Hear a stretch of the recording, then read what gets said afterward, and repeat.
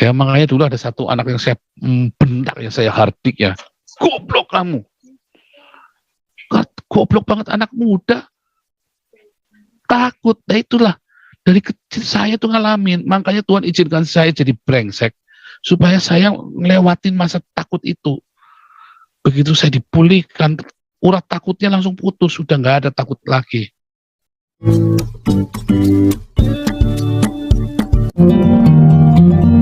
Susu kuda. Nah, ini saya sambil siapkan artikelnya Mikhail Marx dulu ya. Nah, kita undang rakyat jelata untuk menggelinjang kejang-kejang dan melenguh-lenguh. Silakan susu kuda. Jangan lupa subscribe channel Susu Kuda Cus Cus Cus Olala Bebe. Oh. Shalom, Rahayu, Buka, jus, kubrak, ulala bebe. Yang begini-begini ini. Nah, wah saya baru mau nanya nih, Pak Paul udah dapat silver play button apa belum nih? Udah 100.000, gila. Saya kapan nih nyusul ya? Waduh. Terus tadi pertama ada yang Pak Paul bilang ya, katanya netizen bilang, Pak Paul gubraknya kurang nih. Emang tuh para netizen itu seperti penonton gladiator di Romawi gitu, Pak, haus darah, Pak. Saya haus aja darah, di YouTube, haus darah. Di YouTube saya aja netizen suruhnya bahas hal-hal yang waduh, saya apa yang nyerempet aneh-aneh. Saya dicekokin tai, mulut saya, ntar mereka juga lari semua. Cuma tinggal M26 aja yang ngumpulin donatsi. Hahaha, ketawa jahat. Donatsi ya, bukan donasi, donatsi. Oke, Pak Paul. Iya. Iya, Pak Paul, kalau saya lihat ya, kilapah di tanah air itu diadakan seakan-akan kayak seperti kodok yang dididihkan pelan-pelan gitu, Pak. Seperti yang orang Yahudi di dokumenter, apa tuh, bikin kayak di puncak itu. Gila ya, jangan sampai deh wanita-wanita Toba dan Bali kena gitu-gituan juga, bahkan sampai disiram air keras ya, sampai mati ya Pak ya. Baru-baru ini ada wanita yang dinikahin sendiri sama orang Timur Tengah tuh disiram air keras sampai mati, itu gila banget tuh. Terus kalau soal sekolah yang Pak Paul bilang tadi, nggak heran lah Pak, yang di Lampung kemarin, yang Densus 88 operasi tangkap anggota-anggota jemaah Islamiyah itu, kan salah satu orang jemaah Islamiyah ASN udah gini menjabat sebagai kepala sekolah SDN lagi. Bisa kebayang nggak kalau ada murid, kalau ada anak kita gitu ya, atau ponakan kita apa sekolah di situ, atau kepala sekolahnya anggota jemaah Islamiyah, itu kan nggak kebayang saya ya. Nah, terus yang mungkin yang terakhir ya, mengenai kilapah ya Pak ya. Saya nggak tahu pernah bilang ini apa enggak, tapi kalau saya lihat brand kilafah yang mau diterapkan di tanah air itu sebenarnya bukannya mau dirubah kilat ya, seperti adegan pembukaan film Aladdin gitu Pak, pasir di mana-mana, tenda-tenda di mana-mana, orang pakai sorban duduk di ubin jualan apa spices, tuh ada yang main suling, terus ular keluar dari guci. Saya rasa nggak begitu Pak. Yang mau diterapkan tuh akhirnya jadi kayak gini Pak, sistem dualisme munafik dua lapis gitu Pak. Kalau di kancah internasional, di PBB, yang keluar tuh wah pakai dasi rapi, bahkan kalau yang perempuan rambut terurai dibiarinin, atau kalau pakai kain penutup juga yang tipe yang rambutnya masih kelihatan gitu, pakai jas di bawahnya, wah kelihatannya itu banget ya, nasionalis gitu. Tapi di tingkat gubernur ke bawah gitu-gitu, wah itu tuh Pak, perda syariah makin diintensifikasikan, jubah putih apa segala macam, kayak Asia Bibi di Pakistan gitulah Pak, nasib rakyat jelata minoritasnya. Apalagi kalau yang double minoritas yang Tionghoa gitu Pak di bawah kilapah. Akhirnya seperti yang Pak Paul bilang, hanya 3 opsi Pak.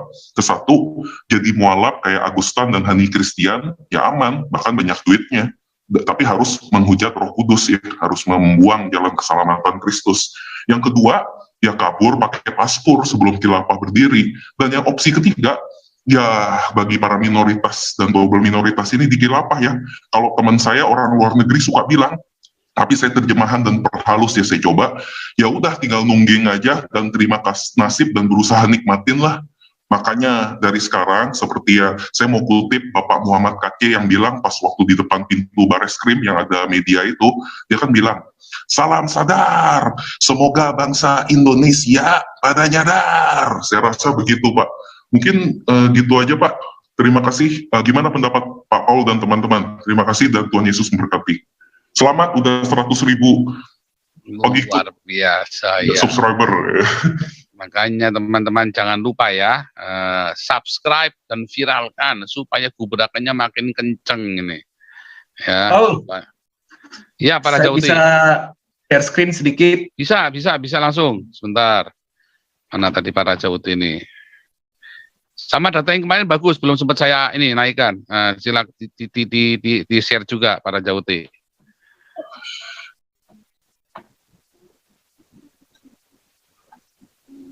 Pak, sudah terlihat, Pak? Belum, lagi nunggu. Udah. Oke. Terima kasih, shalom semuanya buat saudara-saudara sebangsa, setanah air, rahayu. Oke, Pak Paul, ini saya hanya mempertajam apa yang tadi sudah Pak Paul sampaikan mengenai data. Sumber datanya sama, kita menggunakan data resmi, yaitu data yang dikeluarkan oleh pemerintah kita sendiri, yaitu dari situs Badan Pusat Statistik ya, dari BPS.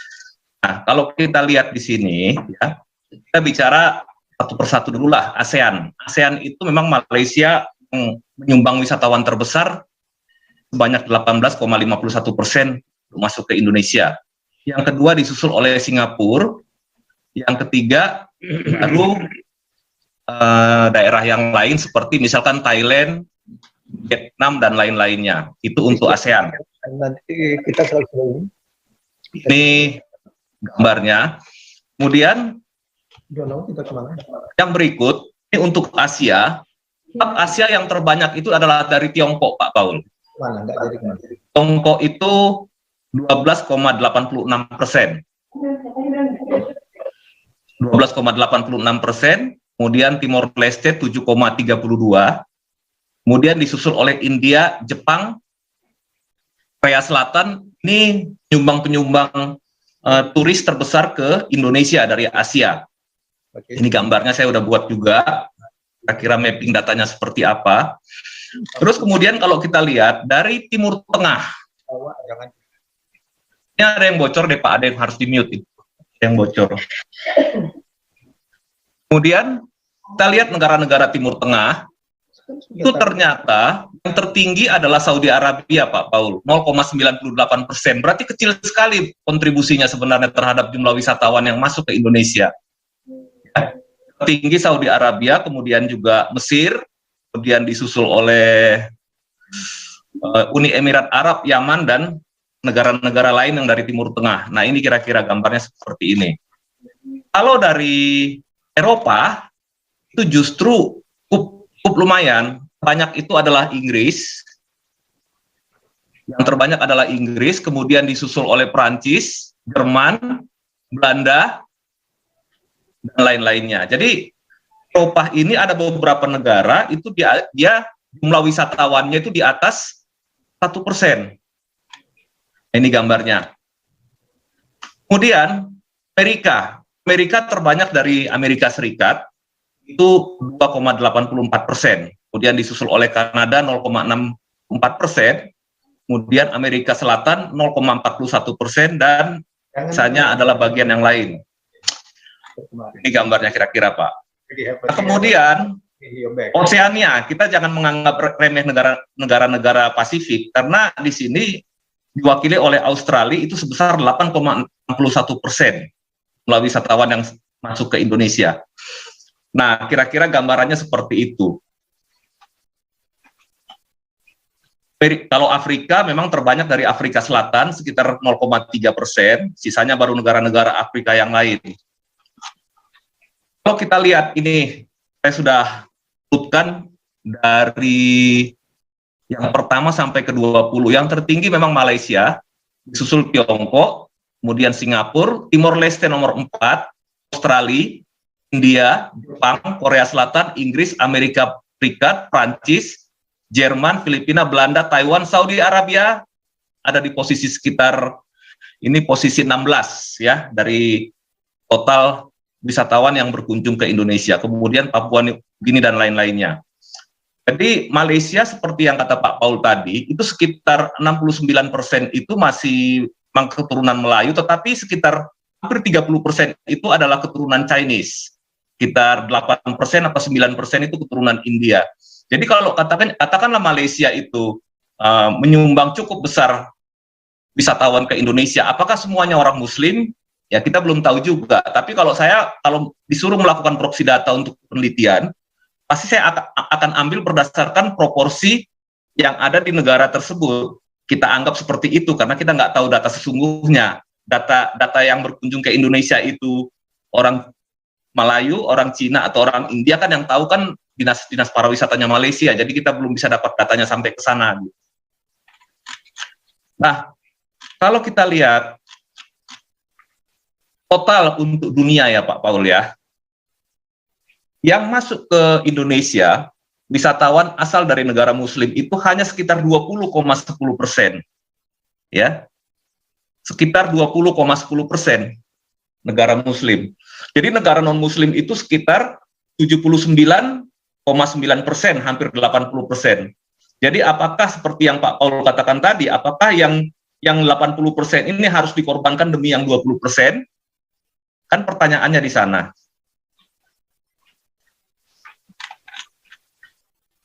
Tahun 2018, 2019 tidak berbeda jauh. Ini kita menghitung datanya sebelum pandemi.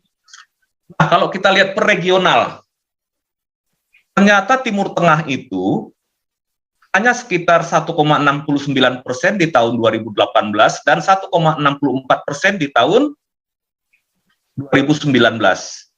Jadi artinya, apakah argumen yang mengatakan bahwa wisata halal itu penting untuk menarik turis-turis dari Timur Tengah dan negara-negara mayoritas Muslim itu syarat yang harus dilakukan? Kalau saya melihat data nggak menunjang ke arah sana, Pak Paul. Datanya kelihatannya yang Timur Tengah dan negara-negara yang dianggap sebagai mayoritas Muslim itu sebenarnya jumlah wisatawan itu sedikit sekali. Kalau kita lihat, justru yang banyak itu dari Asia secara total ya.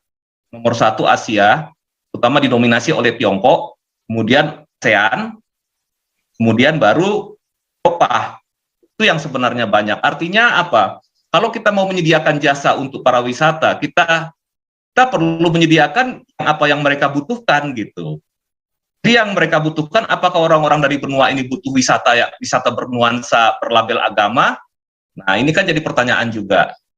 Oke, kira-kira gitu Pak Paul. Jadi ada banyak pertanyaan sebenarnya, tapi nanti biarkan teman-teman ini yang yang mengemukakannya. Jadi kita anggap ini semacam fokus grup discussion lah dalam soal penelitian gitu. Ini menarik sebenarnya Pak. Datanya sudah berbicara. Tapi kan kita perlu tahu penyebab-penyebabnya secara kualitatif. Dan apa implikasinya ke depan? Apakah wisata berlabel ini memang pantas atau tidak? Dan bagaimana sikap daerah-daerah yang sebenarnya mungkin tidak sejalan budayanya dengan label yang diberikan gitu.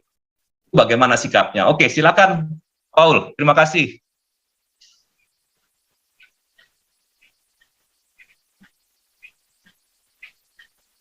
Luar biasa lengkap ya. Nah, jadi lebih melengkapi. Terima kasih para Jauti.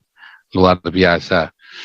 Jadi apakah yang 250.000 itu akan diutamakan demi melayani titiknya orang 250.000, maka yang sekitar 14 juta yang lain akan dikorbankan.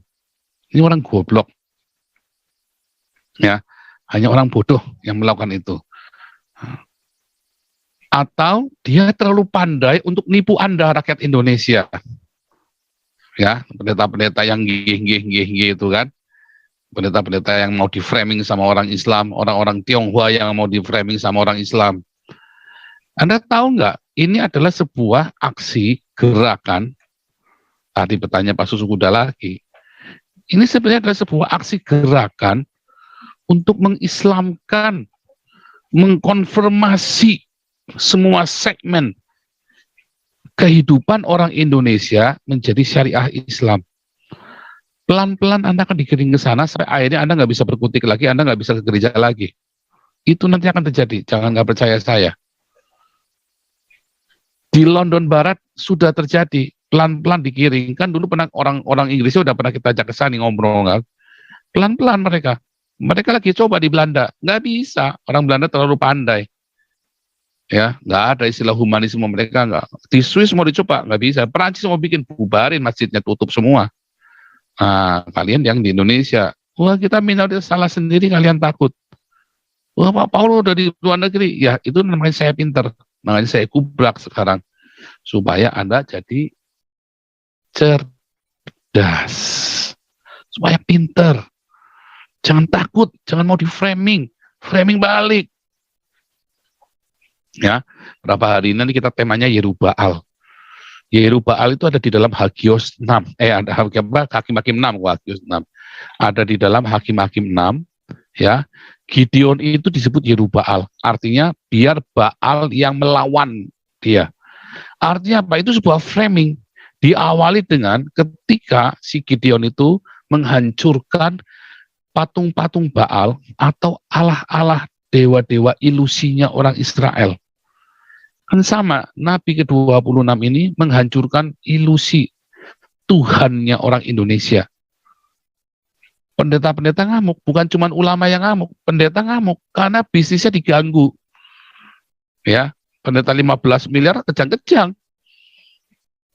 Ya kan? Bahkan sahabat saya ikutan ngamuk ketika ditanya rekeningnya.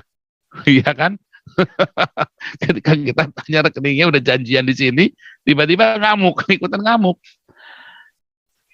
Pokoknya orang-orang yang hidupnya nggak lurus akan terusik ketika dewanya kita runtuhkan, ilusi Tuhannya kita runtuhkan. Nggak cuma Islam, orang Kristen pun sama, dan itu menjadi bisnis di dalam gereja, bisnis di dalam gereja. Makanya orang Kristennya nggak tambah benar di Indonesia, itu orang Kristen nggak tambah benar, tambah blow on. Iya, Anda mau terima mau enggak, emang gua pikirin. Anda mau pinter, Anda dengarkan, Anda renungan baik-baik. Maka mereka memframing si Paul ini Yerubaal. Ya, biar dikutuk sama Tuhan. Mana bisa? Lawang saya tiap hari diakonia. Bagaimana Tuhan mau ngutuk saya? Kata Tuhan, daripada ngutuk si Paul, ya yang berguna. Ya kan? Mendingan kutuknya dibalikin kepada yang melemparkan. Tapi saya bilang, jangan Tuhan, ampunilah mereka. Waduh, itu Pak Susu Kuda, ya. Masa Anda mau lihat ya cuma yang cuman 0, berapa tadi persen dari Pak Uti, Saudi 1,05%, 0,9%. Anda mau korbankan untuk yang 90%, kan bodoh namanya. Masalahnya kan Anda tidak punya kekuatan buat ngelawan, cuman saya sekarang yang punya kekuatan buat ngelawan. Kalau Anda tidak mendukung, tidak buru-buru numpang dong, mumpung ada yang berani teriak gini. Bukannya malah di framing Yerubaal, bukannya malah di framing ditakut-takutin. Ya makanya dulu ada satu anak yang saya bentak, yang saya hardik ya, goblok kamu, goblok banget anak muda, takut. Nah itulah, dari kecil saya tuh ngalamin, makanya Tuhan izinkan saya jadi brengsek, supaya saya ngelewatin masa takut itu. Begitu saya dipulihkan, urat takutnya langsung putus, sudah nggak ada takut lagi. Ya, lanjut. Nah, gitu Pak Susu Kuda. Jadi yang penting sebetulnya framing rasa takut Pak, jawabannya. Mau apapun intinya, analisanya, intinya sebenarnya sudah tahu Anda sedang di framing untuk takut, semua akan dikepung dengan semua yang berbau syariat, termasuk wisata. Anda mau wisata saja kudu mikir. Wah itu puyeng itu, makanya Aceh nggak ada yang mau. Siapa yang mau wisata ke Aceh? Itu adalah tujuan wisata paling terakhir, termasuk katanya si Michelle Mas itu Nadia. Nanti saya tayangkan, ini lagi saya siapkan. Silakan Pak Robert, luar biasa. Mana Pak Robert ini? Kok belum saya nyalakan mikrofonnya? Silakan Pak Robert. Halo Pak Paul. Ya. Boleh Shalom. bahas dari data yang disajikan di depan ini ya. Ini keren nih data ini ya. Lebih detail, ya. lebih teranalisis. Shalom Pak Paul dan Shalom. salam Indonesia. Terima kasih Pak Paul. Pak Raja Uti bisa tolong datanya diperbesar di 76% supaya jadi 150%. Lagi.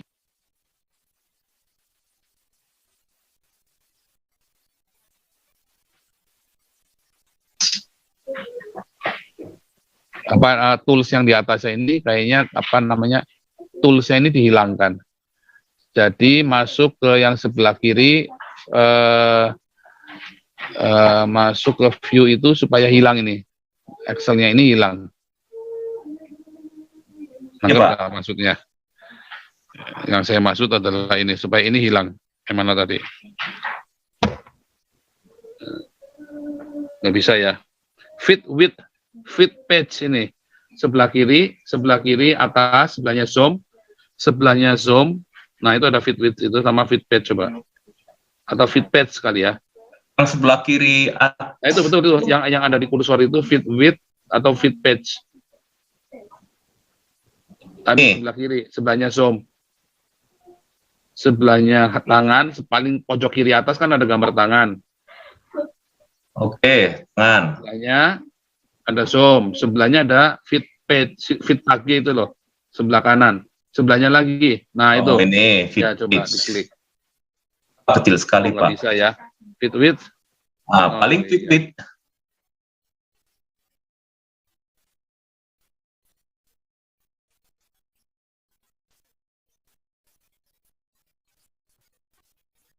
Misalnya, supaya atasnya ini hilang itu, jadi lebih luas.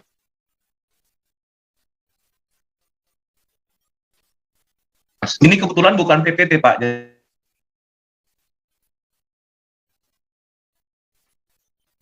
Jadi ini dari Nggak apa-apa.